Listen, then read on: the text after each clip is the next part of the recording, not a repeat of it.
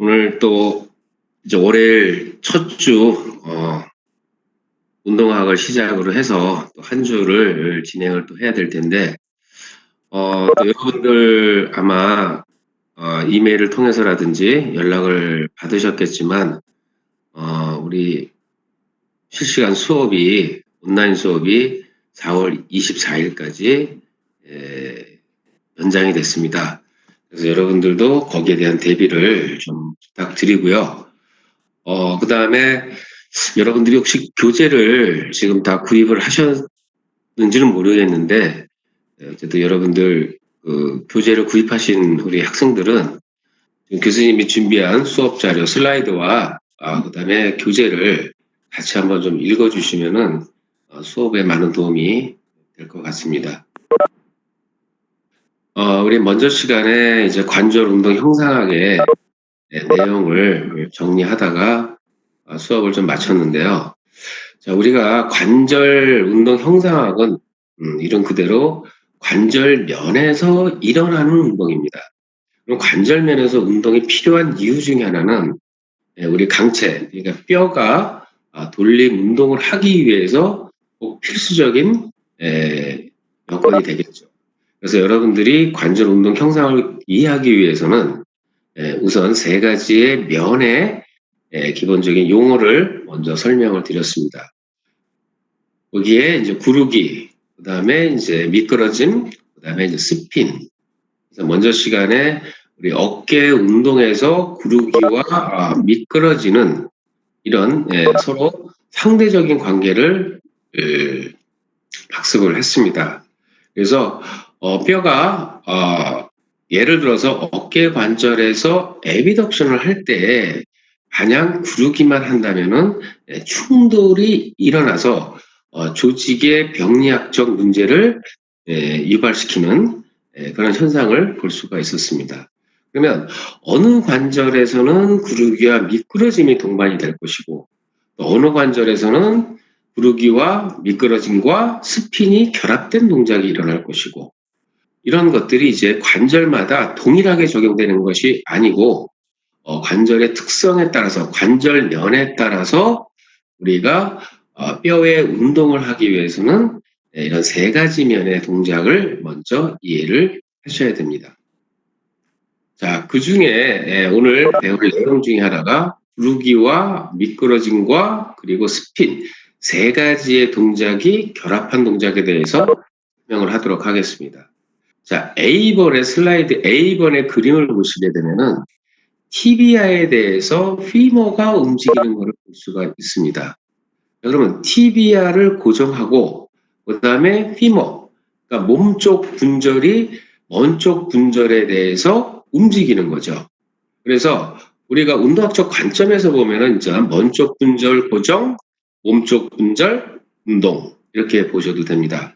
또 이거를 또 사슬관계에서 보게 되면은 결과적으로 닫힌 사슬이 되겠죠. 먼쪽 분절, 원위부 쪽이 고정이 돼 있고 몸쪽 분절이 움직이는 거기 때문에 이거는 체중 부하 상태에서의 무릎 관절의 운동의 하나의 예를 든 겁니다. 그러면 우리가 무릎 관절의 익스텐션, 펴을 하기 위해서는 티비아를 고정된 자세에서 피머로 움직일 때는 움직이는 방향이 롤의 방향과 슬라이딩 방향이 서로 반대인 것을 볼 수가 있습니다. 그 다음에 스핀 로테이션, 우리 피머가 인터널 로테이션을 하는 것을 볼 수가 있습니다. 그러면 무릎 관절에서는 무릎 펴을 하기 위해서 상대적인 관점에서 보면은 티비아가 고정돼 있고 피머가 움직일 때, 자 이때는 결과적으로 피머는 인터널 로테이션을 해야 된다라고 일단 여러분들이 이해를 하셔야 됩니다. 그러면 세 가지의 결합 동작이 이루어져야만 결과적으로 무릎의 펴을 완전하게 할 수 있고 거기에 따라서 관절면이 일치가 되면서 안정성을 부여할 수 있다는 겁니다. 자, 그러면 지금 용어적인 것만 롤과 슬라이딩, 스핀을 설명했지만 여러분들이 가령 예를 들어서 서 있는 자세에서 무릎을 완전히 폈을 때 무릎의 관절면이 일치하지 않은 경우를 만약에 생각하신다면은 결과적으로 힘의 부하를 관절에서 다 흡수하기가 어렵다는 얘기입니다. 자, 그래서 이 지금 내용은 또 2장 오늘 이어서 하는 관절에 대해서 다시 설명을 드리겠지만 우선은 여러분들이 세 가지의 관절면을 먼저 다시 한번 잘 살펴봐 주시길 바랍니다. 자, 그러면 자, 우리 먼저 시간에 오목과 볼록에 관계되어 있는 법칙 같은 룰을 하나를 여러분들이 학습을 하셨습니다. 자, 제가 다시 한번 교수님 얘기를 하겠습니다. 자, 오목에 대해서 볼록이 운동을 할 때, 오목을 고정하고 볼록면이 움직일 때 롤과 슬라이딩 방향은 반대 방향이라고 얘기를 했습니다. 그러면 반대적으로 오목에 대해서 볼록 관절면이 움직일 때는 롤과 슬라이딩 방향이 같은 방향이라고 설명을 드렸습니다. 자, 그러면 A번 그림 같은 경우는 롤과 슬라이딩 방향이 반대이니까 결과적으로 티비아는 고정되어 있기 때문에 오목이라고 여러분들이 관절면의 형태를 볼 수가 있고요. 자, 피머가 움직였으니까는 볼록이 움직였다고 여러분들이 볼록면을 이해하시면은 그래서 롤과 슬라이딩 방향이 반대로 움직여야만 완전한 관절의 일치성을 갖겠구나 이렇게 보시면 됩니다. 그런데 무릎 관절에서는 특이하게도 무엇이 일어나야 되냐면은 잠겨야 되는 이 피머의 콘다일의 구조가 완전한 볼록의 형태가 아니기 때문에 약간의 스핀이라는 것이 동반되면서 동반이 돼야만 완전히 무릎의 일치성을 나타낼 수가 있습니다.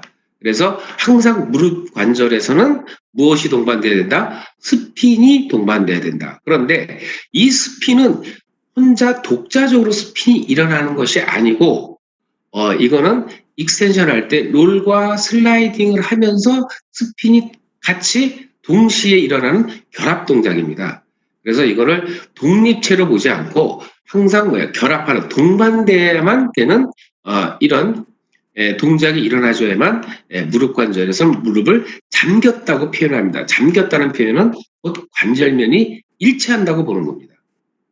그럼 만약에 피모와 티비아에서 무릎을 평을할 때 관절면이 일치하지 않고 스핀을 동반하지 않는다면은 무릎은 완전한 일치를 가지고 있지 않기 때문에 아까 말씀드린 대로 손상을 야기시킬 수가 있다라는 거죠. 자, 혹시 지금 교수님이 이렇게 설명을 하지만 이게 무슨 말인지 잘 이해가 되지 않는다면은 자, 그럼 이렇게만 간단히 정리하겠습니다. 자, 롤과 슬라이딩 방향을 일단 여러분들이 보시고 관절면의 형태를 결정해 주십시오.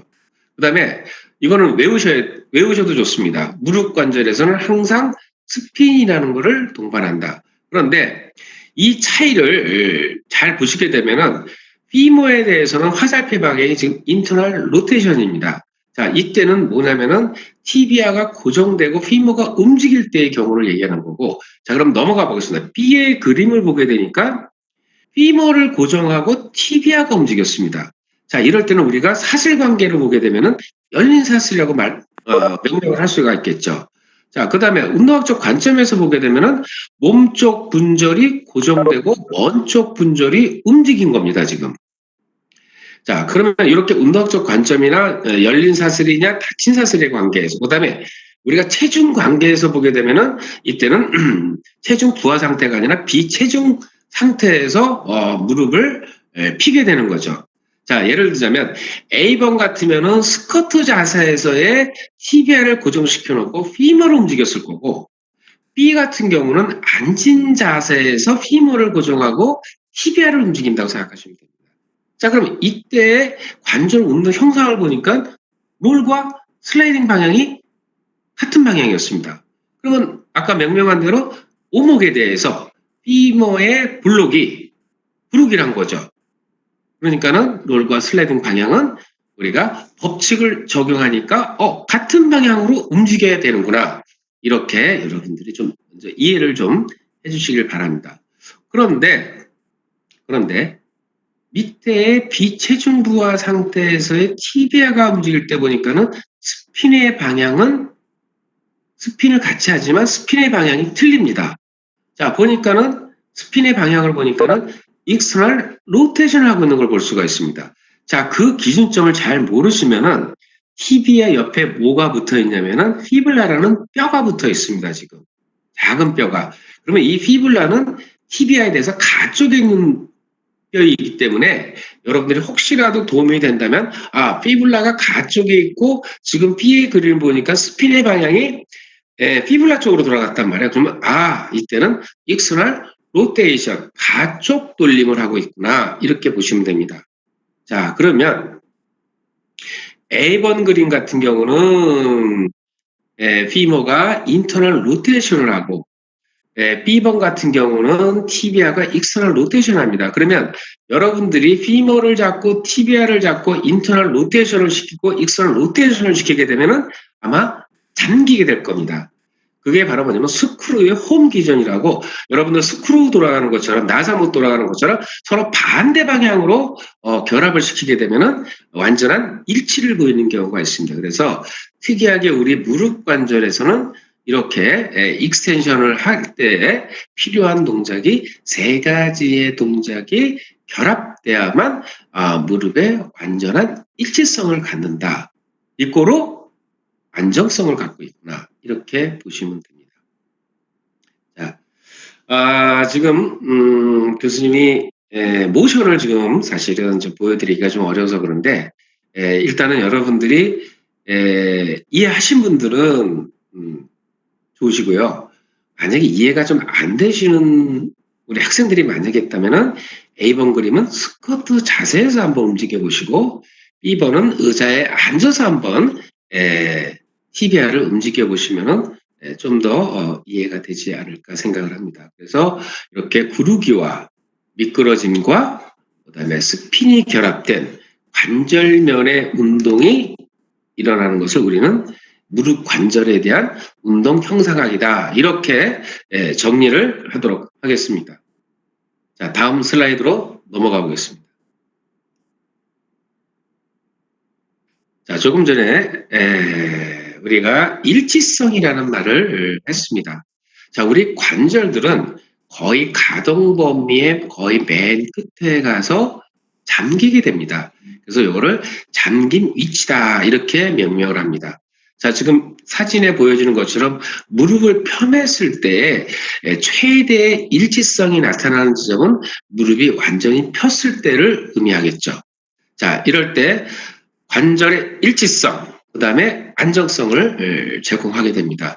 그래서 여러분들이 서 있는 자세에서 무릎의 관절의 일치성을 가지고 서 있을 때, 체중 부하를 했을 때와 관절의 불일치를 가지고 체중 부하를 했을 때 어떤 차이가 있냐면 시간이 가면 갈수록 압박력의 분산이 적어지기 때문에 통증으로 나타날 수가 있다는 겁니다. 이 대표적인 질환 중에 하나가 바로 뭐냐면 관절염이라는 게 오는 거죠. 그래서 특히 관절염의 질환을 갖고 계신 분들의 그 보행 형태를 보게 되면 무릎을 완전히 펴지 못하고 걸으시는 분들이 상당수를 볼 수가 있습니다. 그 말은 그 어떤 원인은 뭐 여러 가지 힘의 원인이 있겠지만 관절의 일성이 중요성을 의미하는 거죠. 자, 그 다음에 여기 보게 되면 부가적인 움직임이 최소라고 되어 있습니다. 자, 우리 액세서리 모션, 액세서리 무브먼트를 먼저 이해하셨다면은 이 부가적인 움직임이 최소가 된다는 건 뭐냐면 예를 들어서 인대가 무릎을 폈을 때 인대가 길이가 늘어나면서 신장력을 갖게 됩니다. 신장력, 말 그대로 장력, 힘을 갖게 됩니다. 그러면 이 인대가 늘어나면서 때로는 캡슐, 관절 주머니가 늘어나면서 수동적으로 펌을 할 때 늘어나면서 힘을 가지면서 관절을 더 일치성을 딱 고정시키게 됩니다. 그런데 예를 들어서 무릎을 피머를 잡고 티비아를 잡고서 서로 반대 방향으로 엇갈리게 만약에 힘을 주어졌을 때 검사를 하는 거죠. 했을 때 이때 만약에 인대가 만약에 느슨해져 가지고 움직이게 되면은 이때 부가적 움직임은 최소가 아니죠. 움직이지 말아야 된다는 얘기입니다. 거의. 그래서 이런 액세서리 모션이 최소가 돼야만 관절을 잡아주는 이 결합 조직의 주위 조직들이 그만큼 장력을 가지고 뼈를 단단히 잡고 있는 상태가 되는 거죠. 그걸 우리는 뭐냐면 안정성이라고도 얘기를 합니다. 그래서 우리가 잠김 위치는 다시 정리하자면 최대의 일치성, 누가 관절면이 최대 일치성을 가져야 되고 그거로 인해서 안정성을 제공받아야 되고 거기에 따르는 부가적인 움직임은 최소가 돼야만 우리는 이것을 잠김 위치라고 얘기를 합니다.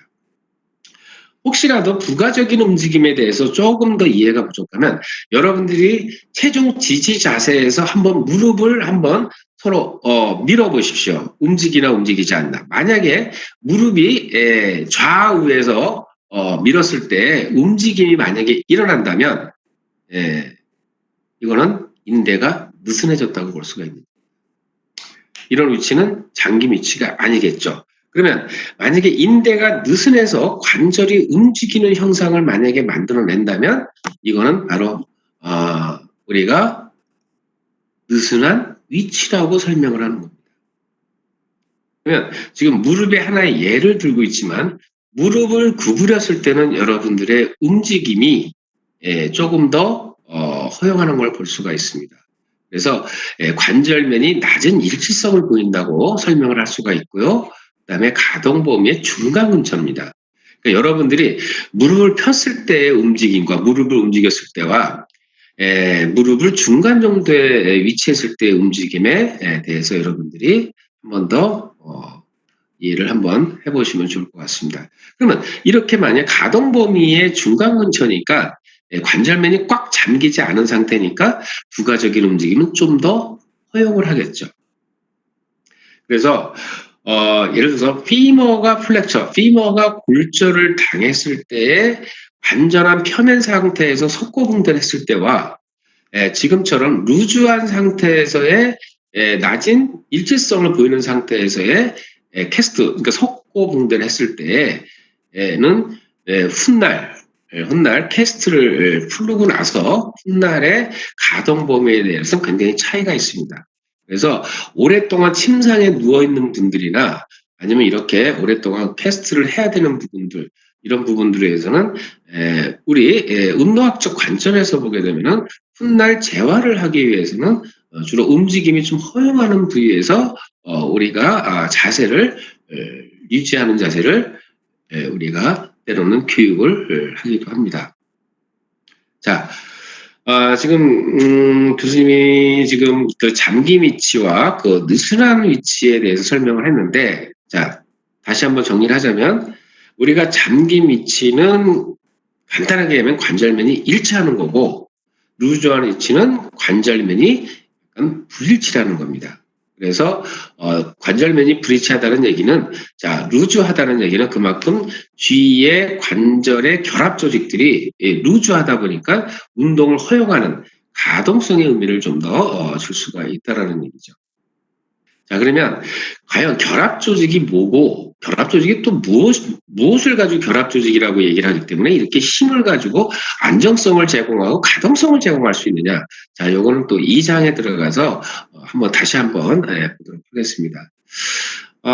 그래서 1장을 여기까지 이제 교수님 마치면서 좀 이제 특히 여러분들이 1장에 대해서 학습하실 부분은 교수님 예도 들고 했지만 우선은 용어에 대한 정의를 여러분들이 다시 한번 정리를 좀 부탁드리겠습니다. 그리고 혹시 지금 정의에 대한 부분이 이해가 좀 안 되시는 부분은 이제 교수님한테 지도해도 좋고 아니면은 우리가 관절을 마치고 나서 먼저 말씀드린 대로 이제 5장 어깨 부분부터 실질적으로 관절을 들어갈 때 또다시 교수님 부연 설명을 또 하도록 할 테니까 혹시 이해가 안 되시는 분들은 다시 한번 여러분들이 재학습하시고 교수님이 다시 또 여러분들한테 피드백을 드리는 쪽으로 이렇게 진행을 좀 해보도록 하겠습니다. 자, 그럼 우선 1장은 마치도록 하고요. 자, 이제 2장으로 한번 진행을 해보도록 하겠습니다. 자, 인체 관절들의 기본 구조와 이제 기능입니다. 자, 그러면 자, 여기서 말씀드리는, 자, 우리 1차에서 배우듯이 인체 관절들은 주로 우리가 움직이는 관절이라고 봤을 때는 주로 돌림 운동을 한다라고 여러분들이 보시면 됩니다. 거기에 액세서리 모션, 병진 운동이 같이 복합적으로 일어날 수도 있다. 이렇게 정의를 보시고요. 자, 그러면 오늘 학습 내용입니다. 첫째는 움직임에 근거한 관절을 일단 분류를 하도록 하겠습니다.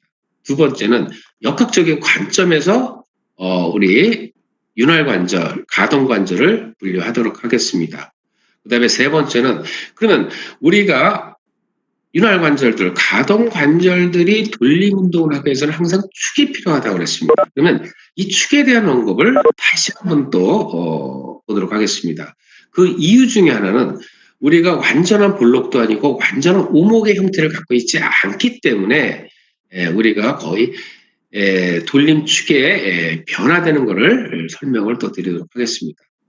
그 다음에 관절주의 결합 조직들의 조직학적 구성을 보도록 하겠습니다. 교수님이 결합 조직이 도대체 무엇이고 무엇이기 때문에 늘어나면 힘이 생기는지 이런 것들을 조직학적으로 보도록 하겠습니다.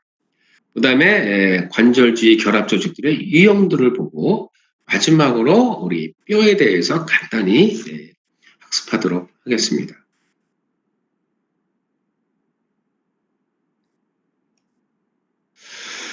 자, 일단 정의입니다. 관절이란 무엇이냐? 우리가 일명 조인트라고도 합니다. 조인트라고도 하고 아스로시스, 연고를 포함해서 관절이라는 표현을 쓰기도 합니다.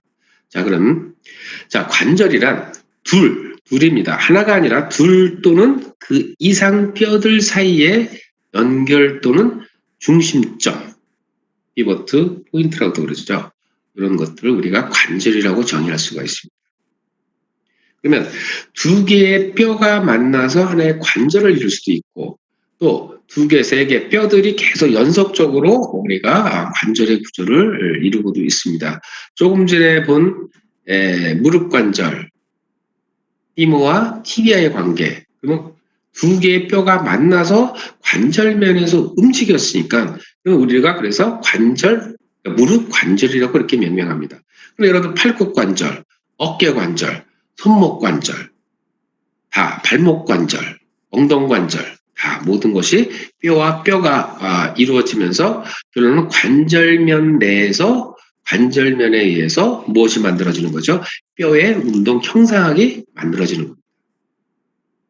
다시 한번 정의하지만 뼈의 운동 형상학에 대해서는 세 가지 면에 세 개의 축을 가지고 세 가지 면이 독립적으로 움직였을 때에 명명하는 이름이 있었죠. 그것이 바로 뭐냐면은 플렉션, 익스텐션, 에비덕션, 아덕션, 그다음에 로테이션 이런 말을 쓰는 겁니다. 그러면 이런 운동이 일어나기 위해서는 결론은 뭐가 있어야 됩니까? 관절면의 운동이 있어야 된다는 거예요. 그러면 관절면의 운동이 롤링이냐 슬라이딩이 잘 돼야 되느냐 아니면 롤링과 슬라이딩과 스핀이 결합돼야 되느냐에 따라서는 관절에 따른 관절의 특성에 따라서 이제 움직임이 만들어지는 거죠. 거기에 따라서 그 관절이 자유도 1을 갖느냐, 자유도의 2를 갖느냐, 자유도의 3을 갖느냐는 허용된 면의 수를 이제 따지게 됩니다. 그러면 이걸 어떻게 수를 따질 수가 있습니까? 그거는 이제 그 관절에서 운동을 허용하는 그런 면의 수를 따지면 되는 거니까 그거를 우리 여러분들이 아마 혹시 배우셨다면은 우리는 그 관절의 액션이라고 얘기합니다. 그래서 그거는 정해져 있습니다. 그래서 그거는 어깨 관절로 들어갈 때 교수님이 자유도가 몇이다. 그럴 때 여러분들이 이해를 하시면서 이제 어깨 관절은 자유도가 3이구나. 그러면은 그렇게 여러분들이 이해하시고 이제 암기를 또 해주시면 좋을 것 같습니다. 자, 두 번째. 신체의 움직임은 각각의 관절들에 대한 뼈들의 돌림 운동이다. 이렇게 정의할 수가 있는 거죠. 세 번째. 관절들은 중력과 근육 활성에 의해 생산된 힘을 전달하고 분산을 해야 됩니다.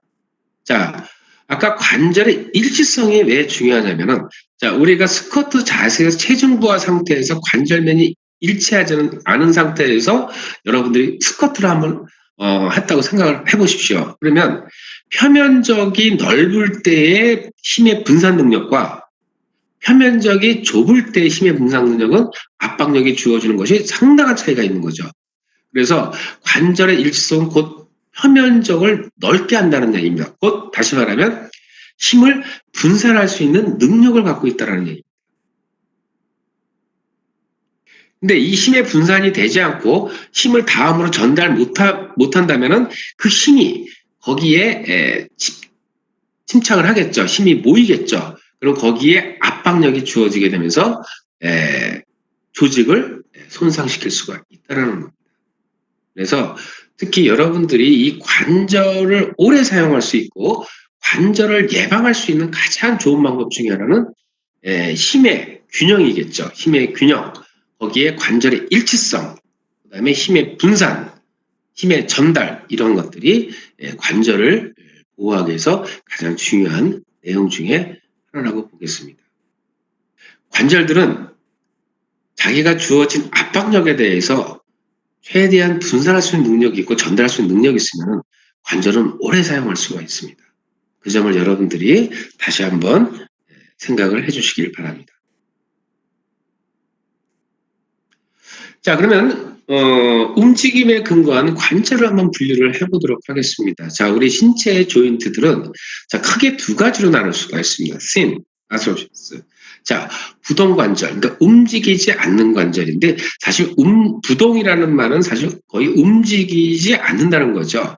그래서 거기 그 특성을 보게 되면은 첫째 뭐라고 되어 있느냐면 아주 포인트 슬라이트하게 움직이거나 아니면 no movement 전혀 움직이지 않는, 그러니까 약간의 움직임을 허용할 수도 있고 그다음에 전혀 움직임을 허용할 수 없는 이런 관절들을 우리는 부동 관절이라고 얘기를 합니다. 그러면 약간의 움직임을 허용할 수 있고 전혀 움직임을 허용할 수 있다. 자, 그러면 이거는 뭐로 따지냐면은 커넥티브 티슈에 의해서 결정할 수가 있습니다. 그 힘들이 바로 뭐냐면 섬유성을 갖고 있느냐 아니면 연골성을 좀 더 갖고 있느냐에 따라서 이 커넥티브 티슈들의 특성에 따라서 약간의 움직임을 허용할 수도 있고 아니면 전혀 움직임을 허용하지 않을 수도 있다는 거죠.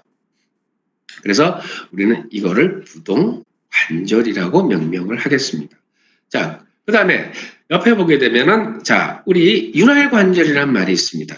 자, 윤활관절 또 움직임의 근거에서는 가동관절이라고 얘기를 하는데 자, 여기는 뭐가 있냐면 왜 윤활관절이라고 명명한 이유는 뭐냐면 바로 캐비티. 자, 공간에 윤활핵을 갖고 있습니다. 그래서 시노비알 플루드가 있는 거죠. 자, 그러면 여기를 보게 되면 중간 범위에서 완전한 범위까지 움직이는 관절들. 그러면 우리의 관절들의 지금까지 배웠던 우리 움직임, 관절 면에서의 운동을 허용하는 관절들은 거의 중간에서 완전한 범위까지 움직임을 허용하는 관절들은 모두 다 윤활관절, 리꼬르, 가동관절 이렇게 여러분들이 생각하시면 됩니다. 자, 물론 이제 그 예는 조금 이따 설명을 드리겠습니다. 자, 그럼 다시 돌아와서 그럼 부동관절에서는 특성에 따라서 연골성이냐 섬유성을 나누게 되는데 자, 섬유성을 많이 갖고 있는 거를 우리는 피브로시스. 자, 섬유성 관절이라고 합니다. 자, 그럼 예를 하나 들게요. 여기 예가 있습니다. 자, 스컬 있습니다. 스컬. 수첩. 자, 우리 두개골이 신생아 때는 약간 연골성을 갖고 있으면서 약간 움직임을 갖고 있지만 이제 성인이 되면서부터는 완전한 봉합을 하게 됩니다. 여러분들 한번 상상을 해보십시오. 지금 여러분들의 두개골에 봉합이 만약에 벌어져 있다면은 우리 스컬의 기능은 아니겠죠. 자, 스컬의 가장 중요한 기능이 뭐가 되겠습니까? 두개골의 기능이 가장 중요한 이유는 뇌를 보호하는 겁니다. 그래서 신생아 때는 약간 연골성으로 가지고 있었지만 점차 성인이 되면서 완전하게 닫혀버리게 됩니다. 그래서 이 스컬에 대해서 그럼 스컬은 이럴 때 뭐로 구분하겠습니까? 섬유성은 부동 관절입니다. 그러니까 no movement죠. 움직이지 말아야 됩니다. 자, 그 다음에 티비아라는 뼈가 있습니다. 우리 아까 무릎 관절에서 티비아 뼈를 봤는데 티비아와 피불라가 먼 쪽, 디지털, 먼 쪽에서 조인트를 형성을 했습니다. 자, 이것 또한 바로 뭐로 결합을 했냐면 인대 결합으로 인해서 단단하게 잡고 있습니다. 그래서 TBI에 대해서 피불라가 가쪽에 아까 붙어 있다고 그랬습니다. 요거를 연결하는 건 뭐냐면은 바로 인대가 이제 연결을 하고 있습니다. 자, 그 다음에 인트로듀스, 멤브레이스입니다. 뼈 사이막이 있습니다. 자, 요건 뭐냐면 레디우스하고 얼라뼈. 자, 여러분들이 이제 팔굽 관절 밑에 손목 관절 바로 아래팔에 보게 되면은 두 뼈가 만나서 조인트를 형성했습니다. 자, 요거는 서로 조금 전에 티비하고 피블라는 인대로 결합을 해서의 부동, 섬유성의 관절이지만 레디우스하고 얼라는 막으로 잡고 있습니다. 그래서 이 막들에 의해서 결합을 한 그래서 관절을 형성하고 있는 겁니다. 자, 그 다음에, 그러면 섬유성 그러면은 여러분들이 혹시 이해가 도움이 될지만 섬유성 그러면은 실타래를 한번 생각해 보시죠. 실타래. 엉키고 설킨 실타래들. 조금 뭔가 잡아주는 듯한 느낌이 들 겁니다. 그런데 카틸라지 연골성을 보게 되면 뭔가 좀 유연해 보이는 느낌이 만약에 든다면은 요거는 움직임을 약간 허용할 수 있는 거겠죠. 많이는 아닙니다. 약간의 움직임을 허용하는 겁니다. 자, 우리가 투덩결합, 심베스 푸비스, 투덩결합을 한번 보십시오. 자, 펠빅에 푸비스가 있습니다. 또 다음 컷에 보면 그림이 나오니까 그때 또 다시 한번 보도록 하는데, 자, 이거는 출산을 할 때에 약간의 산도, 그래서 약간의 움직임이 일어나게 됩니다. 그래서 요거는 이제 연골성으로 되어 있습니다. 그 다음에 인터바디 조인트 어디에 있는 거냐? 스파인, 버테브라, 척추뼈에 있는 인터바디, 그러니까 뼈의 몸통들과의 만남, 뼈와 뼈의 몸통이 만난 조인트가 되겠죠. 자, 요것도 바로 흔히 여러분들 잘 아시는 인터 버테블라 디스크입니다. 디스크 사이에 디스크가 뼈와 뼈 사이에 있는 거죠. 그것이 바로 인터바디의 조인트입니다. 이것 또한 많이 움직이는 게 아니고 약간의 운동을 허용하게 됩니다. 자, 그 다음에 매뉴브리오 스토널 조인트입니다. 자, 요거는 뭐냐면은 어린 나이에는 연골성으로 되어 있지만 나이를 먹으면서 고라가 됩니다. 바로 여러분들 흉골뼈를 보시면 됩니다. 그러면 이 세 개의 뼈를 가만히 보게 되면은 거의 우리 인체의 중심을 지나가고 있습니다. 자, 답답하시죠? 일단은 뭐 지금 이 용어를 해부학적 구조를 아는 학생들은 대략 그림이 그려질 텐데 전혀 해부학 구조를 아직 습득하지 못한 학생들은 이것이 도대체 어디에 붙어 있는 뼈냐라고 궁금하실 겁니다. 자, 가동관절을 설명하고 나서 이제 뒤로 넘어가서 그림을 잠깐 보도록 하겠습니다. 자, 그러면 우리 가동관절의 예를 보니까 글레노 휴머럴 조인트입니다. 글레노 휴머럴 조인트 어디에 있는 겁니까? 어깨 관절에 있는 뼈들이 만나서 하나의 조인트를 이루고 있습니다. 우리는 흔히 이제 이거를 GH 관절이라고 얘기를 합니다. 자, 어깨 관절 얘기하고 그다음에 아포피시알 조인트 오브 더 스파인.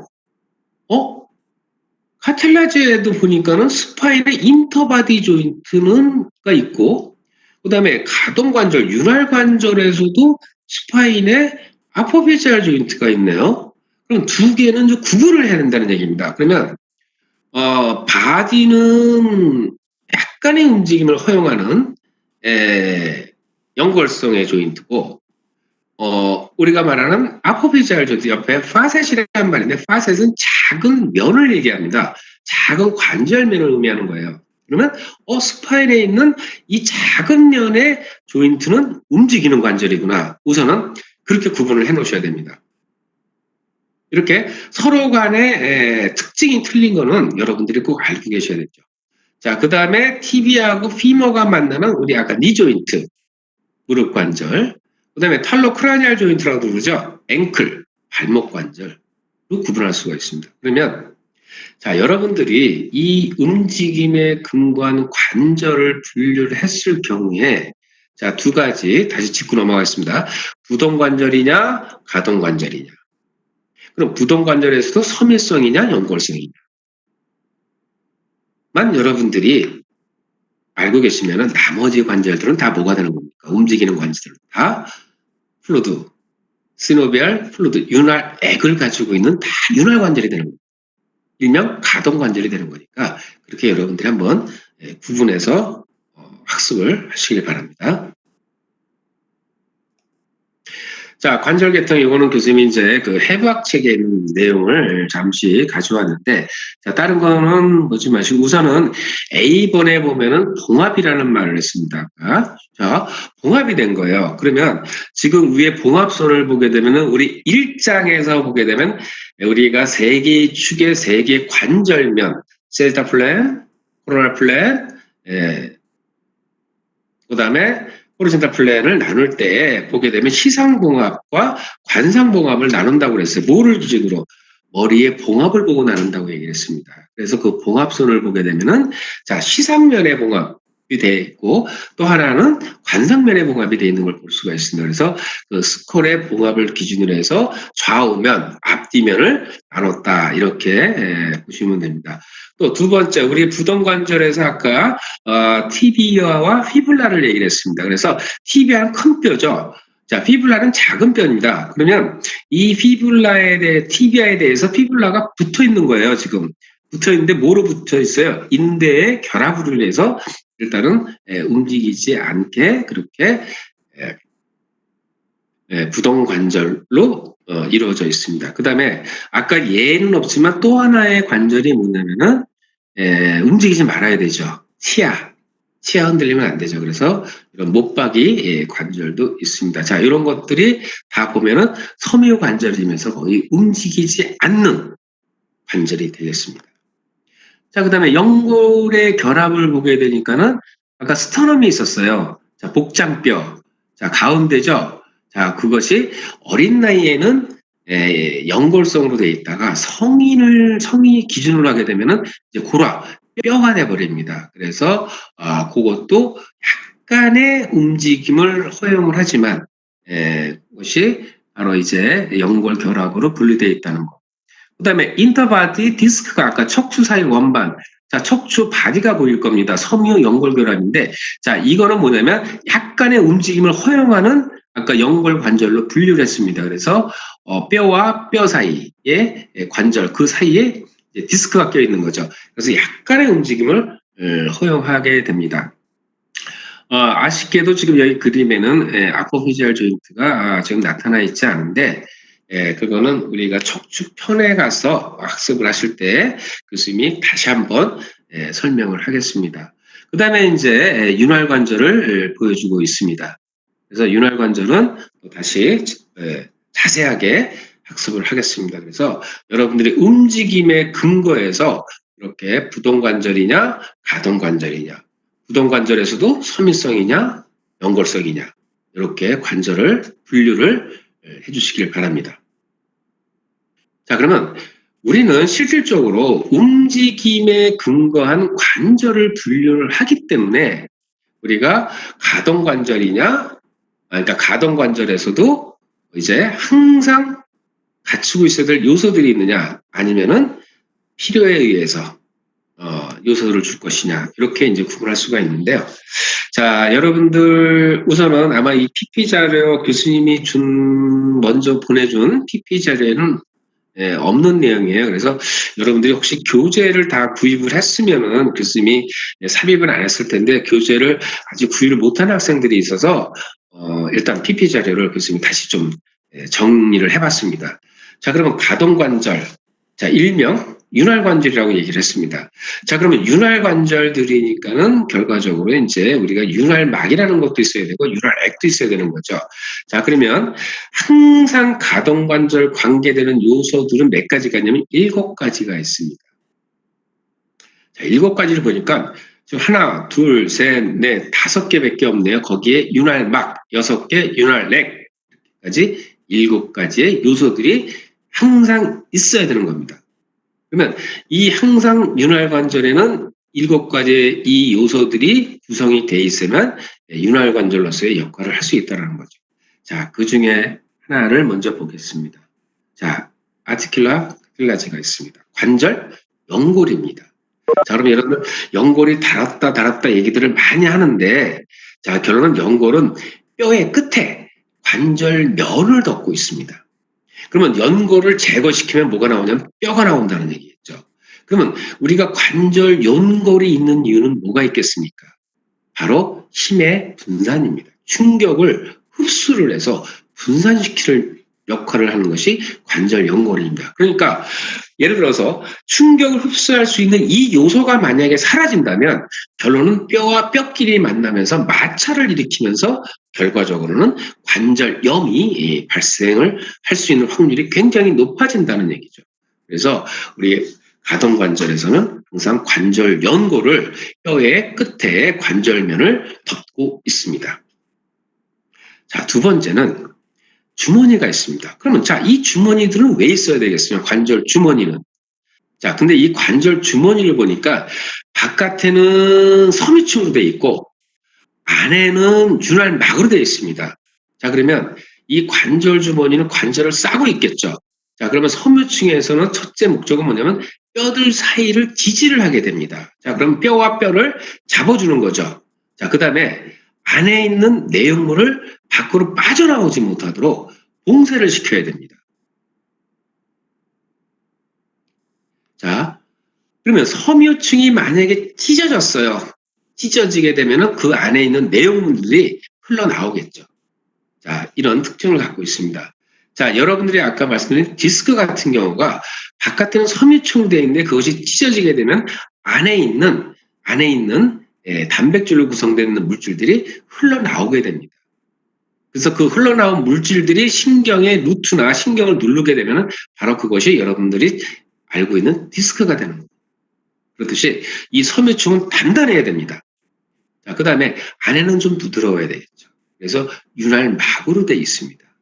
여기에는 윤활액을 생성할 수 있는 물질들이 있겠죠. 단백질의 물질들이 있습니다.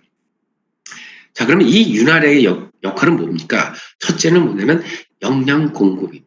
연골들이 먹고 살 수 있는 영양을 공급을 해줘야 되고 또 한 가지는 마찰을 감소를 해줘야 됩니다.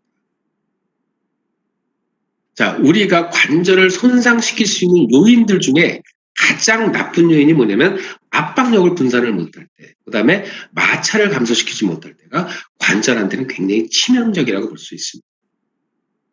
자, 그럼 관절 주머니는 이렇게 섬유층과 윤활막으로 되어 있다라는 것을 여러분들이 보시고요. 그다음에 관절 주머니에는 윤활액을 담을 수도 있는 주머니다 이렇게 보시면 됩니다. 그래서 관절 주머니 안에 윤활막이 있고 윤활액이 있기 때문에 윤활 관절로 분류가 되는 겁니다. 자, 그 다음엔 여러분들 리가멘트, 인대라는 말이 있습니다. 인대. 자, 인대는 뼈들 사이를 붙잡아주는 결합 조직입니다. 그러면 인대는 두 가지 속성을 갖고 있어요. 자, 뭐냐? 아까 여러분들 잔기 위치냐 느슨한 위치를 봤을 때 인대 첫째, 인대는 뼈들 사이를 붙잡아주는 결합 조직이니까 운동을 허용하지 말아야 되는 목적도 또 하나 있지만 또 하나는 뭐가 있어요? 운동을 허용해줘야 되는 목적도 있습니다. 두 가지 목적을 갖고 있는 거죠. 그래서 인대들이 가장 기본적인 거는 뼈들 사이를 붙잡아주지만 또 운동을 허용해야 되는 이런 목적도 가지고 있는 겁니다.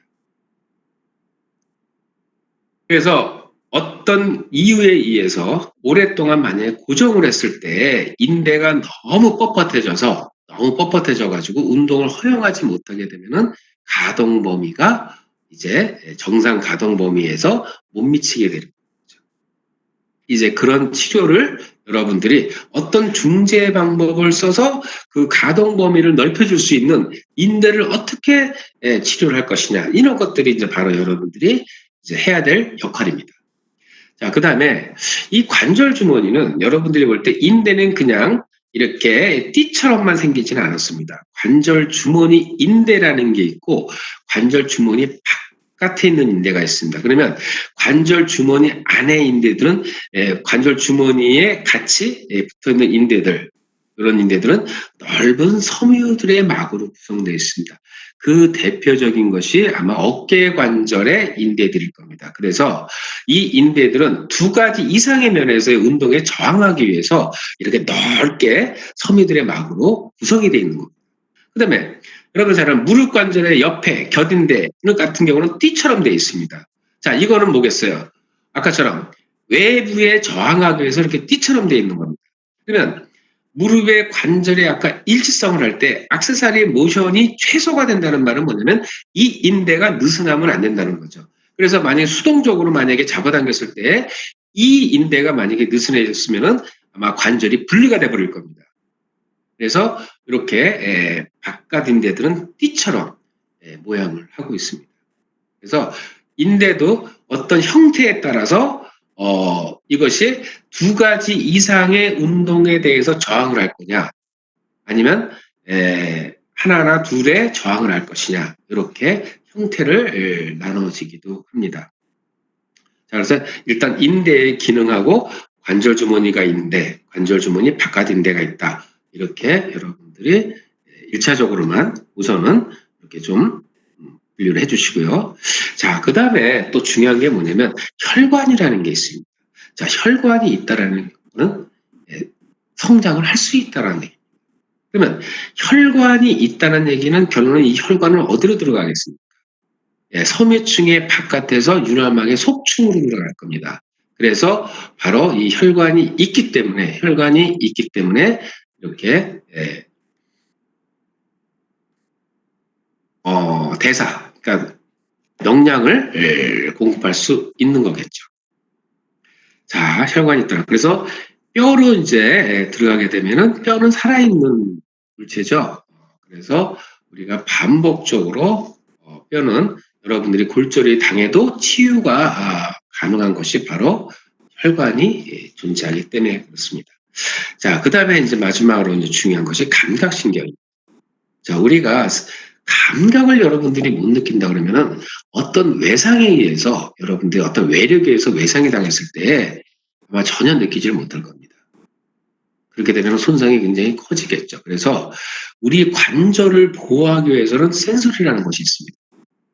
또 관절의 보호도 있지만 관절의 위치나 운동을 할 수 있게끔 감각을 주는 고유수용성 감각들이 있다라는 얘기입니다. 그래서 첫째, 페인, 통증을 느낄 수 있어요. 통증을 느끼고 그다음에 고유감각 수용기들에 의해서 결론은 우리의 위치 변화, 움직임의 변화에 대해서 인지를 할 수 있는 이런 감각신경이 존재를 하고 있습니다.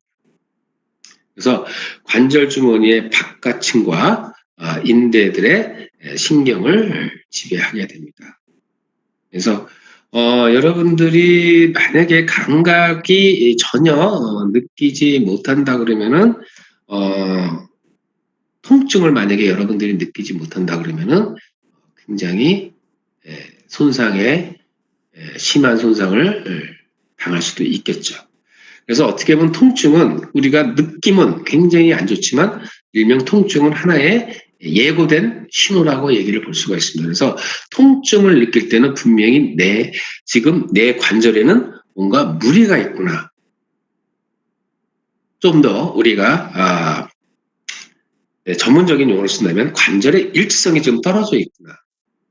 압박을 지금 많이 받고 있구나. 힘의 분산을 못하고 있구나.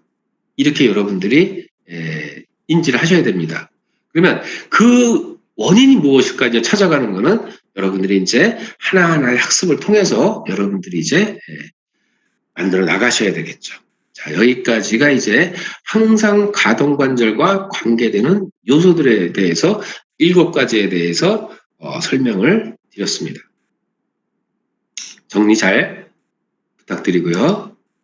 자, 그 다음에 이제 경우에 따라서 관계되는 요소가 있습니다. 이 경우는 뭐냐면 관절면의 형태라든지 관절면의 특성에 따라서 있을 수도 있고 없을 수도 있다는 얘기입니다. 그러니까 모든 가동관절, 모든 윤활관절에 다 해당되는 게 아닙니다.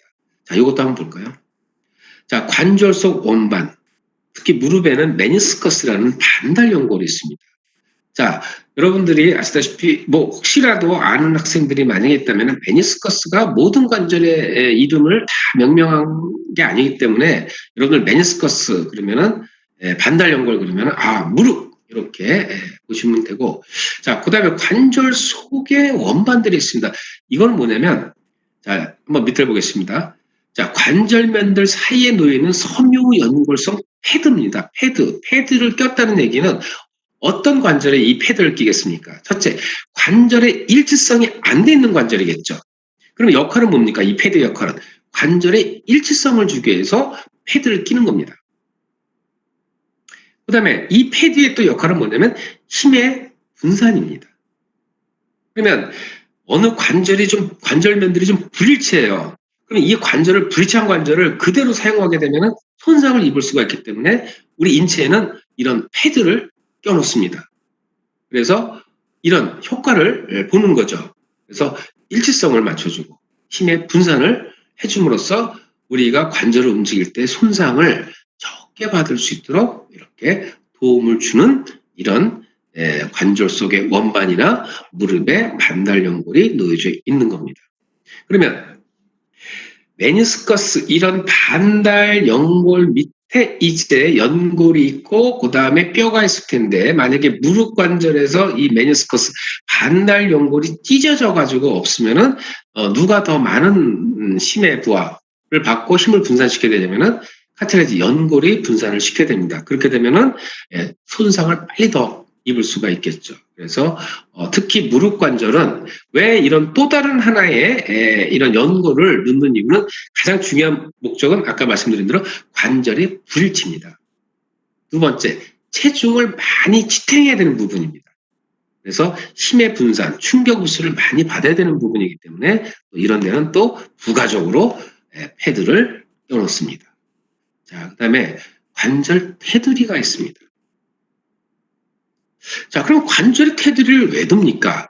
자, 우리 관절 테두리는 두 개의 관절을 여러분들이 이제 기억을 하시면 좋은데, 자, 어깨 관절과 엉덩 관절에 이렇게 테두리가 있습니다. 주로 엉덩 관절과 엉덩 관절과 어깨 관절은 주로 약간 오목의 형태와 볼록의 형태를 갖고 있는데, 특히 어깨 관절 같은 경우는 오목에 비해서 볼록이 큽니다. 그러다 보니까는 좀 빠져나갈, 탈구될 확률이 굉장히 높죠. 그래서 여기에 한번 테두리를 한번 더 주자. 그래서 우리가 관절 주머니도 뼈를 싸고 있겠지만 여기에 테두리를 한 번을 더 줌으로써 조금 더 오목함을 조금 더 깊게 만들어 가지고 결론은 탈구의 이탈, 그러니까 뼈의 이탈을 좀 더 막을 수가 있다라는 거죠. 특히 어깨 관절은 많은 가동을 하는 관절이고 많이 쓰는 관절들이죠. 여러분들이 아마 거의 일상생활에서 어깨 관절 제일 많이 아마 사용을 할 수가 있을 겁니다. 그다음에 가동 범위가 굉장히 넓어요. 넓은데 해부학적 구조를 보게 되면 오목에 비해서 볼록이 커요. 그러니까 뭐야? 서로 간에 접합이 잘 안 되죠. 그러다 보니까는 조금 더 볼록이 크기 때문에, 그래서 조금 더 오목함을 좀 깊게 해주면은 조금 더 이탈을 적게 하겠구나. 이래서 관절 테두리를 줬습니다. 또 엉덩 관절에도 관절 테두리 준 이유는 엉덩 관절은 주로 보행을 하기 위해서는 스타빌리티, 안정성이 필요하기 때문에 조금 더 꽉 일치가 돼야 됩니다. 그래서 좀 더 한 번 더 오목한 거에 한 번 더 테두리를 둘렀다고 생각하시면 됩니다. 그래서 여러분들이 이 관절 테두리는 우선 우리 어깨 관절과 엉덩 관절에서 한 번 더 언급을 하도록 하겠습니다. 자, 그 다음에 이제 지방 패드가 있습니다. 말 그대로 패시예요. 자, 여러분 지방 그러면 어떻게 느낌이 어떻습니까? 좀 미끌미끌하고 그런 느낌이 만약에 든다면은 한번 밑에 내용을 보도록 하겠습니다. 자, 어디에 위치해 있겠어요? 지방 패드는 관절 주머니 내에 위치합니다. 왜? 관절 주머니는 뼈와 뼈를 싸고 있잖아요. 그래서 섬유층이나 윤활막 사이를 보호를 해주게 됩니다. 지방 패드도 마찬가지입니다. 힘의 흡수를 도와줘야 되고, 그 다음에 관절 주위 결합 조직을 보호를 해줘야 되죠. 결론은 마찰을 줄여줘야 된다는 얘기입니다. 그래서 특히 그러면 이 지방 패드는 어디에다 많이 주면 좋겠습니까? 많이 쓰는 관절. 팔굽 관절이라든지 이런 무릎 관절들. 이런데 또 체중을 지지할 때 이런 관절들 뭐는 조금 더 많이 줄 수도 있습니다. 그래서 주로 이제 마찰을 많이 줄여주기 위해서도 우리가 지방 패드를 사이사이에 껴놓습니다. 그다음 벌사가 있습니다. 윤활 주머니가 있어요. 자, 윤활 주머니도 마찬가지로 윤활 그러면은 우리 자동차도 엔진이 마찰을 일으키지 않게 해서 우리가 이제 엔진 오일이라는 걸 줍니다.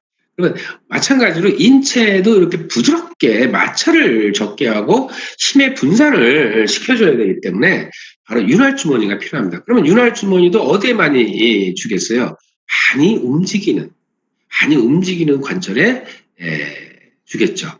그래서 지방 패드가 인접한 곳에 같이 위치하고 있으면서 마찬가지로 힘의 흡수, 관절 주위 결합 조직을 보호하기 위해서 윤활 주머니를 주기도 합니다. 그러니까 모든 관절에 주는 것은 아니죠. 자, 그 다음에 윤활막 주름이 있습니다. 자, 윤활막 주름은 말 그대로 관절 주머니의 가장 속층을 구성하고 있으면서 윤활망의 표면적을 증가시킵니다. 혹시 여러분들 악기 중에 아코디언이라는 악기가 있어요. 그래서 이렇게 접혀졌다 늘렸다 접혀졌다 늘렸다 하면서 아름다운 음률을 내주는 악기 중에 하나인데, 자, 그거를 만약에 비유한다면, 자, 주름이 이렇게 있을 때 여러분들이 그거를 폈을 때 표면적이 증가하는 것을 볼 수가 있습니다. 자, 그러면 관절 주머니의 가장 속축을 구성하고 있다는 것은 결론은 뭐겠어요? 우리 이제 관절들이 움직일 때마다 늘어나줘야 될 때가 있겠죠. 그러면은 결론은 압박을 분산시켜주기 위해서는 표면적이 증가를 해줘야 됩니다. 그러기 위해서는 안에 윤활막에 주름이 있는 거죠. 그래서 가동 범위에 따라서 이 윤활막 주름들이 늘어졌다 좁혀졌다 늘어졌다 좁혀졌다 하면서 표면적을 증가시키면서 압박력을 분산하는 이런 역할을 하고 있는 겁니다. 그러면 때에 따라서 경우에 따라서 이런 구조물들이 있어야 되는 이유 중에 가만히 보니까 거의 무슨 내용입니까? 바로 분산입니다. 그래서 우리가 압박력에 대해서 표면적을 증가시켜서 분산을 해주거나 아니면 구조물을 넣어서 매끈매끈하게 마찰을 줄여줌으로써 가동 범위를 원활하게 할 수 있는, 관절면을 손상시키지 않게 하는 역할들을 하는 것이 바로 이런 요소들이 되겠습니다. 그래서 자, 이런 요소들은 이제 아까 가동관절에서 아주 꼭 필요한 것들은 여러분들이 가동관절에 모두 갖춰주고 있으니까는 그것도 여러분들이 알고 계셔야 되지만, 이제 앞으로 여러분들이 관절마다에 들어갈 때 자, 어느 관절은 이런 것이 있구나 라는 것들, 요소들을 이제 알고 계셔야 되죠. 하나 예를 들자면 아까 말씀드린 대로 무릎 관절에는 메니스커스라는 반달 연골이 있구나. 그 역할의 기능은 무엇일까까지 여러분들이 이제 아실 필요가 있다는 겁니다. Why? 이유는 이것들이 손상됐을 때 어떻게 중재를 가지고 치료를 할 것이냐. 이런 것들이 여러분들의 물리치료의 목적이 되기 때문에 여러분들이 이런 구조물들을 잘 알고 계실 필요가 있다는 얘기입니다. 다음 슬라이드 보도록 하겠습니다. 자, 이번에는 역학적 유사성에 근거한 윤활 관절을 한번 분류를 해보도록 하겠습니다. 자, 이제 역학적이에요.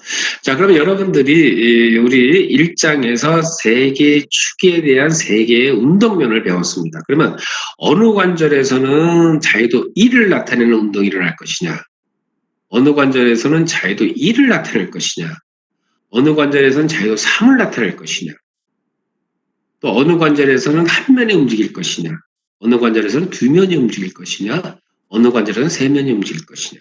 자, 이런 내용들이 이제 설명을 하도록 하겠습니다.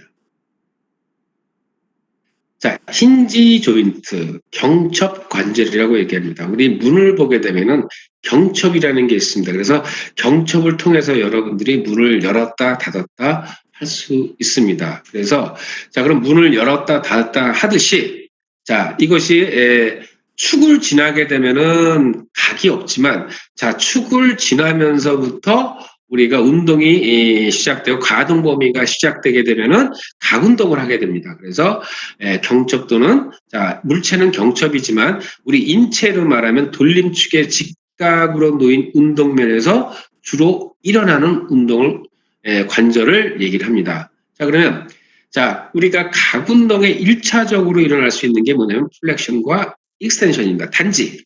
자, 오입니다. 그럼 플렉션과 익스텐션만 일어나니까는 여러분들이 알아볼 건 뭐냐면은 그럼 무슨 축에 무슨 면이 움직이는 겁니까? 라고 이제 생각을 하셔야 됩니다. 그러면 자, 플렉션과 익스텐션은 시상면의 움직임입니다. 그렇죠? 그럼 시상면이 움직이려면은 무슨 축이 필요하냐면 관상축이 필요합니다. 그리고 관상축에 대해서 시상면이 움직일 때 플렉션과 익스텐션 할 때 자, 우리가 자유도로 따지면 1이 되는 거죠. 자, 한 면의 독립적인 면이 움직인 겁니다. 플렉션과 익스텐션. 그럼 축은 몇 개가 있었습니까? 1축의 1면이 움직인 거죠. 그래서 요거를 우리가 면과 축의 관계를 보게 되면 일축성의 운동이다. 이렇게도 명명할 수가 있는 겁니다. 자, 그러면 우리가 단지 플렉션과 익스텐션이 일어나는 운동을 보게 되면은 휴머러스와 올라, 지금 B에 있는 그림이 되겠습니다. 자, 그 다음에 두 번째는 인터 팔랑제알 조인트. 자, 손가락들. 자, 요것이 바로 플렉션과 익스텐션이 일어나는 운동이 되겠습니다. 그러면 우리가 역학적 유사성의 근거에서 윤활 관절을 분류했으면 그냥 기계적인 거죠. 역학적인 관계, 움직임에 대해서 역학적인 관계에서 분류했을 때 경첩 관절은 일축성이다. 운동은 플렉션과 익스텐션이 일어난다. 해부학적인 구조는 뼈에는 바로 휴머러스와 얼라가 뼈가 만난 조인트. 그 다음에 인터 팔랑자, 자, 손가락의 관절들이 바로 경첩 관절로 만들어져 있다. 이렇게 보시면 됩니다. 자, 두 번째입니다. 중세 관절입니다. 자, 피보트 조인트, 우리가 중심점. 죠. 자, 움직이는 관절면은 돌림축과 평행한 방향입니다. 자, 문으로 보게 되면은 문에서 붙어 있는 경첩, 아까 설명을 드렸고요. 손잡이는 바로 중세 관절의 예가 되겠습니다. 그러면 지금 A번 그림처럼 하나의 중심축을 가지고 회전하는 걸 볼 수가 있습니다. 이걸 우리는 뭐라고 얘기했습니까? 스핀이라고 얘기했습니다. 스핀. 그러면 바로 한 축을 가지고 하나의 축을 가지고 지금 스핀을 하고 있는 장면을 보고 있습니다. 그러면 이 중세 관절에서의 해부학적인 그걸 보게 되면 자, 하나의 축을 갖고 움직인 거죠. 자, 그런데 거기 보게 되면 해부학적인 구조에서 레디우스가 있습니다. 자, 얼라뼈가 보이네요. 그다음에 휴머러스가 보여요. 자, 그럼 아까 우리가 힌지 조인트에서는 휴머러스와 얼라의 관계에서 플렉션과 익스텐션을 만들어냈고 자, 두 번째 피보트 조인트 중세 관절에서의 움직임은 스핀을 만들어냈습니다. 그게 누구냐면은 휴머러스와 바로 누구의 관계? 레디우스. 자, 휴머러스와 지금 여기 보게 되면은 이제 레디우스인데 자, 여기 보게 되면 얼라하고 레디우스 관계에서 이렇게 피보 조인트 두 개의 뼈가 만나가지고 바로 이렇게 스핀을 하는 거를 볼 수가 있습니다. 자, 그 다음에 여러분들이 그 아틀란트, 자, 우리 척추뼈에 보게 되면은 제일 첫 번째 뼈는 약간 아틀라스, 환처럼 되어 있습니다. 자, 그 다음에 XR, 축처럼 두 번째의 경추뼈, 목뼈는 두 번째는 댄스라고 해가지고 약간 볼록의 형태를 갖고 있습니다. 그러면 이 볼록의 형태가 위에 활을 얹어가지고 돌렸을 때, 자, 그럼 뭐가 있습니까? 여러분들이 머리를 돌릴 때는 바로 이 목뼈 첫 번째와 목뼈 두 번째의 사이에서 일어나는 운동이 바로 스핀입니다. 그래서 이런 두 가지의 해박적인 구조의 구조물들을 여러분들이 보시면 되고, 그 다음에 스핀을 한다. 그래서 먼저 우리 스핀을 설명할 때 아마 이 레디우스에 대해서 설명을 드렸을 겁니다. 그래서 이것은 중세 관절로 이루어져 있기 때문에 가능합니다. 자, 그 다음에 세 번째 타원 관절입니다. 타원 관절. 자, 타원 관절은 럭비공이라고 생각하시면 됩니다. 럭비공. 자, 그래서 한쪽 방에 더 긴 볼록 관절면과 이와 유사하게 한쪽 방에 더 긴 오목 관절면이 만나서 형성된 관절입니다. 자, 그런데 여기 첫 번째 앵귤러 모션을 봤더니 바이 플래너가 있습니다. 모션.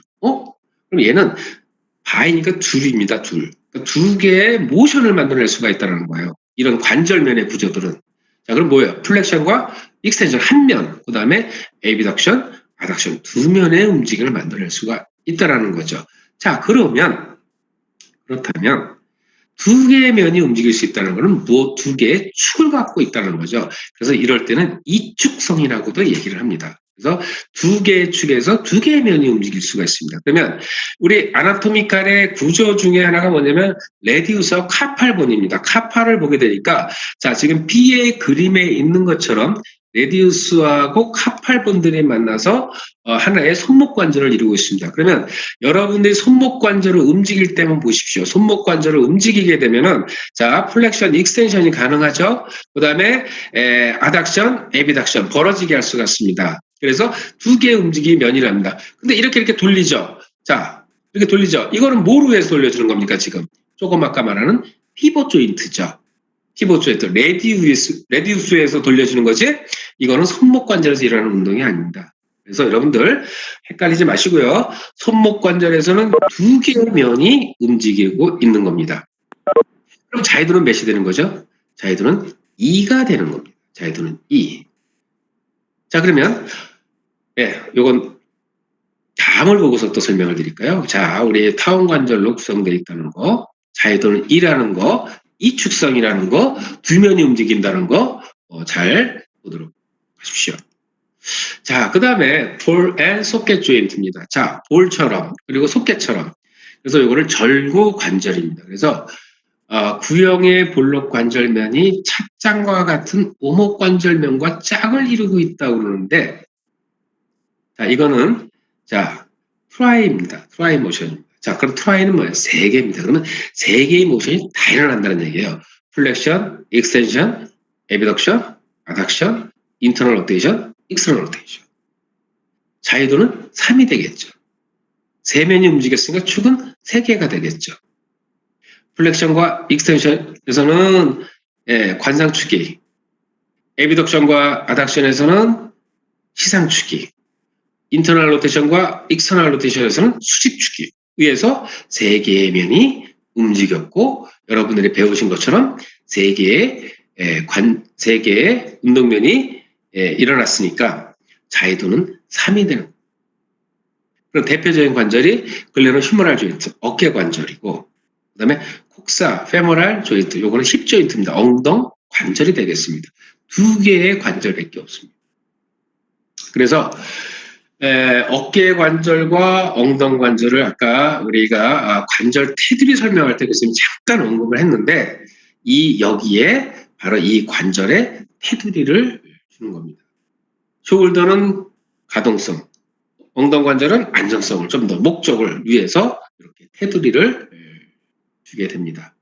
자, 그래서 우리가 그러면 자, 한번 볼까요? 어깨 관절 자유도 아까 3이라고 얘기했습니다. 팔굽 관절 자유도 1이 나왔죠. 그다음에 손목 관절, 조금 아까 본 손목 관절 2가 나왔습니다. 그러면 세 개를 합치게 되면 자유도가 총 몇이 됩니까? 6이 되는 거예요. 이렇게 자유도. 그러면 교수님이 먼저 설명했듯이 자유도의 중요성이 뭐가 됩니까? 제한 요소를 찾아내자는 거죠. 어깨 관절에서 완전한 플렉션, 익스텐션, 에비덕션, 아덕션, 인터널 로테이션이 안 나온다면, 익스터널 로테이션이 안 나온다면 이 제한된 요소가 인터널, 익스터널 로테이션에 만약에 제한이 있어서 흔히 말하는 여러분들 50견이 왔을 때는 이 제한된 요소의 원인들을 찾아내기 위해서 일단은 운동학적 관점에서 지금 살펴보고 있는 겁니다. 자, 이런 구조로 되어 있다는 거. 자, 그다음에 평면관절이 있습니다. 자, 평면관절은 말 그대로 지금 여러분들 책상에 책이 놓여 있다면은 책을 가지고 한번 밀었다.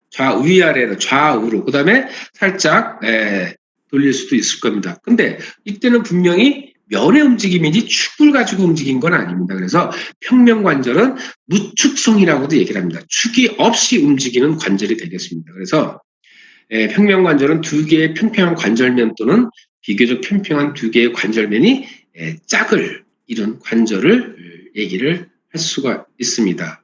그래서 우리 주로 뭐냐면 트랜슬레이션, 병진 운동을 얘기를 한다고 합니다. 그래서 같이 뭐랑 콤바인데요. 슬라이드하게 로테이션을 같이 동반하는 경우가 있다는 얘기입니다. 그래서 이렇게 로테이션을 동반하는 이런 관절들 우리 이제 배우겠지만 우리 이제 손목에서 손을 배우실 때 손목 배울 때 인터카팔 조인트가 있고 발목을 배울 때 인터타잘 조인트가 있습니다. 그래서 이런 것들은 같이 운동을 동반하면서 이루어지는 운동이 되겠습니다. 그래서 평면관절로 구성이 되어 있는 걸 볼 수가 있습니다. 자, 새들 조인트에 대한 여러분들이 좀 더 관심을 좀 가져야 될 것 같습니다. 자, 우리 새들 조인트에는 각 관절면은 두 개의 면을 갖고 있는데 한 면은 오목이고 다른 한 면은 볼록이다. 자, 이거는 뭐냐면 우리가 관절면은 아까 볼록과 오목으로 봤을 때 한쪽의 관절면은 볼록이었고 한쪽의 관절면은 오목이었는데 각자 다른 뼈죠. 두 개의 뼈 중에 관절면들이. 근데 이 새들 조인트는 뭐냐면 하나의 뼈에 하나의 뼈의 관절면에 두 개를 다 갖고 있는 거예요. 그래서 한 면은 오목이고 한 면은 볼록을 한 뼈에 한 관절면에 다 갖고 있는 겁니다. 그러면 예를 들어서 A라는 뼈가 뼈의 관절림을 봤더니 보는 각도에 따라서 오목과 볼록이 보이고 또 다른 뼈도 보니까는 오목과 볼록을 같이 갖고 있어요. 그럼 얘는 이 두 뼈가 만나서 결합을 해가지고 동작을 하려면은 만약에 A 뼈가 세로축이 오목이에요. 그러면 반대쪽에 있는 세로축은 볼록이 돼야 되겠죠. A 뼈가 가로축을 갖고 있어요. 가로축이 만약에 볼록이에요. 그러면 B라는 관절면의 가로축은 오목이 돼야죠. 그래야 일치성을 갖게 됩니다. 거기에서 일어나는 운동이 되겠죠. 그래서 우리가 이거를 새들 조인트다 이렇게 얘기를 합니다. 그래서 하나의 관절면에 오목과 볼록을 같이 갖고 있는 것을 우리는 새들 조인트라고 얘기를 합니다. 그래서 운동은 두 가지 운동이 일어나요. 그리고 또 두 가지 운동이 일어나는데 또 인체에는 두 가지 관절밖에 없습니다. 그게 바로 뭐냐면 여러분들 엄지손가락 움직일 때 요게 움직일 때 요 관절면들이 바로 새들 조인트로 되어 있고요. 그다음에 스트럴 클라비클. 자, 스트럼하고 클라비클에 있는 교수님이 이렇게 목 있는 쪽을 잡고 있지만 요 관절이 움직일 때가 바로 새들 조인트입니다. 그래서 이렇게 두 개의 관절은 이렇게 한 관절면에 오목과 볼록을 같이 갖고 있다. 이것이 바로 새들 조인트다. 이렇게 여러분들이 보시면 되겠습니다. 자, 그다음에 이제 마지막으로 융기 관절이 있습니다. 이제 콘달로이드 관절들이 있는데, 자, 오목 관절면이 매우 얕다는 것을 제외하면 절구 관절과 매우 흡사한 관절이지만 이 관절면은 이제 우리가 바이 모션으로 봅니다. 그래서 아까 우리가 이제 피머하고 티비아가 움직였을 때 무엇을 동반했냐면 익스텐션 할 때를 보니까는 뭘 같이 동반했냐면은 스핀 돌림 운동을 같이 동반을 했습니다. 그것이 바로 융기관절의 특징이라고 볼 수 있으면 될 것 같습니다. 자, 그래서 오늘은 움직임의 유사성에 의해서 부동관절과 가동관절을 학습을 하셨고요. 그 다음에 역학적 유사성에 의해서 윤활관절들을 분류를 좀 해봤습니다. 그래서 내일은 이제 돌림축에 대해서 또 나머지 조직학적에 대해서 학습을 하도록 하겠습니다. 아까 말씀드린 대로 일단 현장 강의가 24일 이후에 진행될 예정이어서 한 2주 정도를 좀 더 우리가 인터넷 강의로 여러분들을 만날 수밖에 없을 것 같습니다. 그래서 혹시 지금 이 과목은 교재를 선정을 했고 또 여러분들이 교재를 구입을 하셔서 저 교수님의 슬라이드와 여러분들의 책에 있는 내용을 좀 다시 한번 학습을 해주시고요. 다시 말씀드리지만 여러분들이 질문 사항이 있으면은 여러분들이 각자 노트에다가 기재를 해주십시오. 해주고 나서 대면 강의가 시작할 때 교수님이 그 여러분들의 질문 시간을 갖도록 하겠습니다.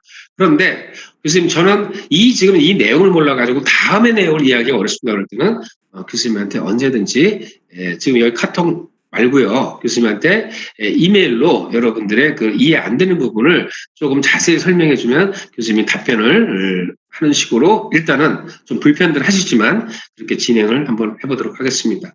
자, 오늘 월요일날 첫날 첫 강의 오늘 또 여러분들과 75분 수업 행복한 시간이었습니다. 감사합니다. 내일 만나도록 하겠습니다.